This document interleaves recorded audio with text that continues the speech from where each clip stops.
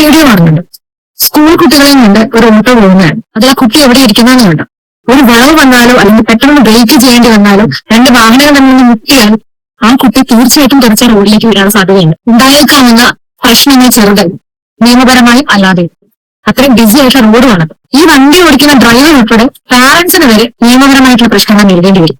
ഈ നിയമപരമായിട്ടുള്ള പ്രശ്നങ്ങൾ വരും. നമ്മുടെ കുട്ടികളെ കഴിവതും സ്കൂൾ ബസ് തന്നെ, അതായത് പെർമിറ്റുള്ള സ്കൂൾ ബസ് തന്നെ പറഞ്ഞയക്കാൻ മാക്സിമം ശ്രമിക്കണം. ഓട്ടോറിക്ഷ വഴി കുട്ടികളെ സ്കൂളിലേക്ക് പറഞ്ഞയക്കുന്നത് അത്ര സേഫ് ആയിട്ടുള്ള ഒരു വേ ആണ്.